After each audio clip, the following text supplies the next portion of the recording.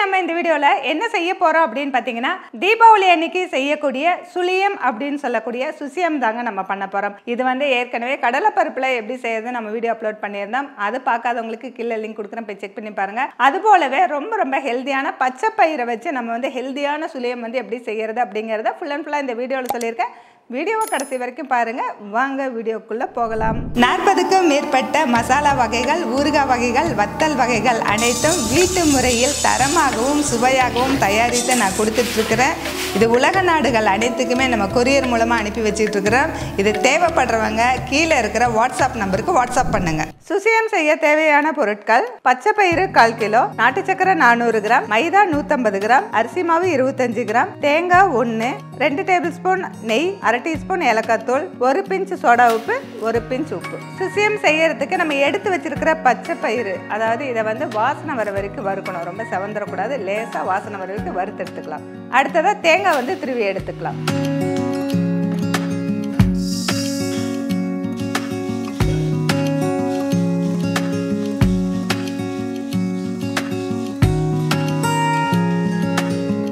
இப்போ பாசிப்பருப்பு லேசாக வாசனை வர வரைக்கும் வறுபட்டுருச்சு. நம்ம அடுப்பு ஆஃப் பண்ணிவிட்டு இதை அப்படியே குக்கரில் சேர்த்துக்கலாம்.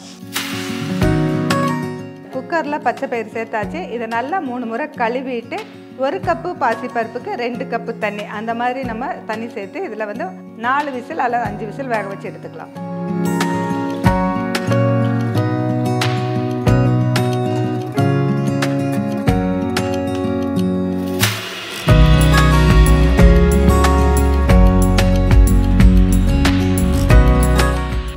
ஸ்டீமெல்லாம் அடங்கிடுச்சு. ஓப்பன் பண்ணிக்கலாம்.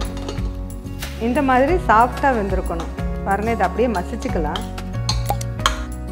கரண்டியாலேயே அப்படியே மசிச்சோம்னா மசிஞ்சுக்குது. அந்த அளவுக்கு சாஃப்டாக வெந்திருக்கு.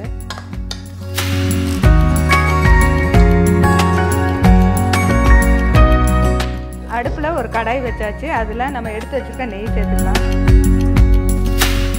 துருவி வச்சுருக்க தேங்காயை சேர்த்து வறுத்துக்கலாம்.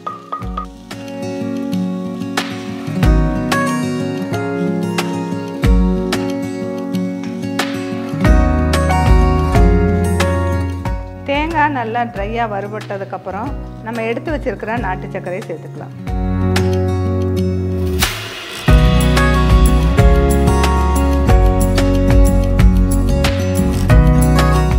இப்போ நம்ம வேக வச்ச பச்சை பயிர் கூடவே இப்போ இந்த வறுத்த தேங்காவும் நாட்டு சர்க்கரையும் இதை சேர்த்துக்கலாம்.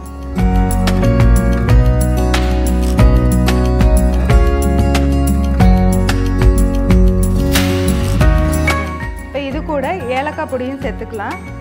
இது கொஞ்சம் இப்போ தண்ணி மாதிரி இருக்கு. கொஞ்ச நேரம் அப்படியே நம்ம கலரும் பொழுது கொஞ்சம் திக்காகி வந்துடும்.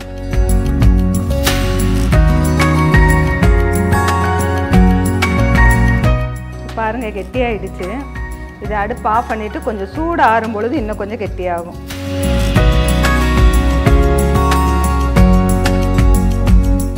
அடுத்ததா பூர்ணம் வந்து ரெடி ஆயிடுச்சு. அது சூடு ஆறிட்டு இருக்கு. இந்த டைம்ல நம்ம மேல் மாவுக்காக நம்ம எடுத்து வச்சிருக்கிற மைதாவை ஒரு பவுலில் சேர்த்துக்கலாம். அது கூட அரிசி மாவு சேர்த்துக்கலாம். அது கூட 1 பிஞ்சு உப்பு தூள் சேர்த்துக்கலாம்.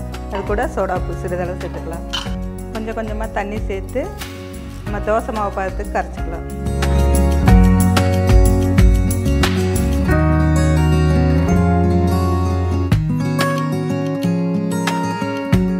இப்போ வந்து பூர்ணம் வந்து சூடு ஆறி இருக்கு. இந்த மாதிரி உருண்டை பிடிக்க வருது. இந்த மாதிரி வந்து உருண்டை பிடிச்சி வச்சுக்கலாம்.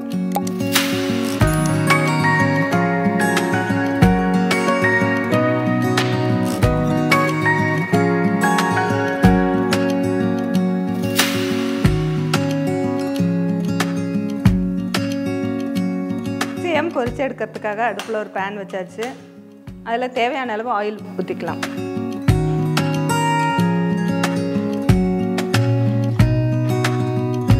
இந்த உருண்டைகளை இந்த மாதிரி நம்ம கரைச்சி வச்சிருக்கிற மாவுல டிப் பண்ணி சூடான எண்ணெயில் அப்படியே போட்டுடலாம்.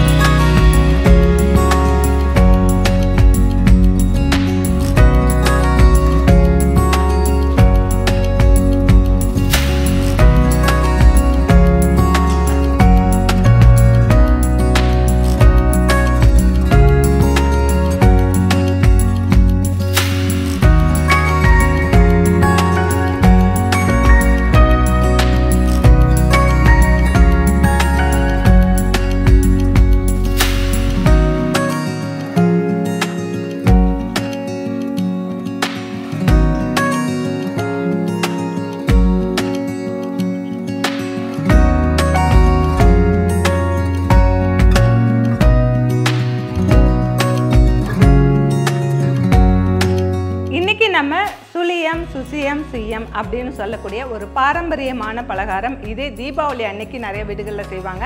அது எப்படி செய்யறது அப்படிங்கறத இந்த ஃபுல் அண்ட் ஃபுல்லாக இந்த வீடியோவில் சொல்லியிருந்தேன். இந்த வீடியோ உங்களுக்கு பிடிச்சிருந்தா லைக் பண்ணுங்க, ஷேர் பண்ணுங்க. புடி தமிழா சேனலுக்கு சப்ஸ்கிரைப் பண்ணலைன்னா சப்ஸ்கிரைப் பண்ணிக்கோங்க. மீண்டும் அடுத்த வீடியோவில் சந்திக்கலாம்.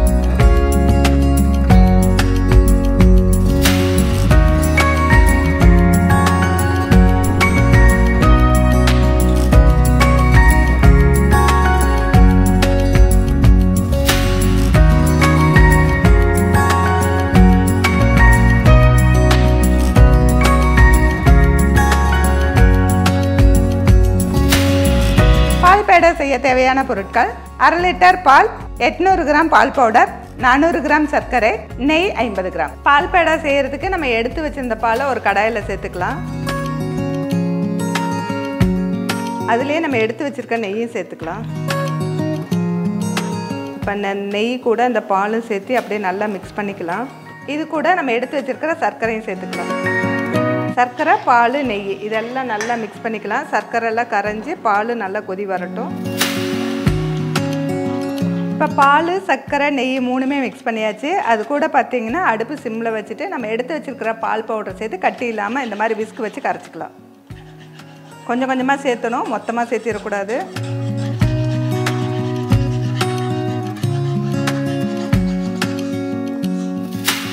நம்ம அடுப்பு சிம்லேயே தான் இருக்குது. எல்லா பவுடருமே நம்ம போட்டு கலந்தாச்சு. இந்த பாருங்கள், கட்டி இல்லாமல் இந்த மாதிரி ஒரு க்ரீமி பதத்துக்கு வந்திருக்கு. இப்போ பாத்திரத்தில் ஒட்டாமல் வருது, நல்லா திக்காக வந்திருக்குது. நம்ம அடுப்பு ஆஃப் பண்ணிக்கலாம். இப்போ நல்லாவே சூடு ஆறிடுச்சு. இப்போ பாருங்கள், இந்த மாதிரி கொஞ்சம் கெட்டியாக இருக்குது. நம்ம கையில் வந்து உருட்டினா இந்த மாதிரி இருக்குது. கொஞ்சம் சூடு ஆறாமல் இருந்தால் அந்த மோல்டில் போட்டால் நமக்கு வரமாட்டேங்குது. அதனால் நல்லா சூடு ஆற வச்சு இந்த மாதிரி உருண்டை பிடிச்சி நம்ம வச்சுக்கலாம். இந்த மாதிரி எல்லா பால்கோவாவும் இந்த மாதிரி அச்சில் வச்சு நம்ம டிசைன் பண்ணி எடுத்துக்கலாம்.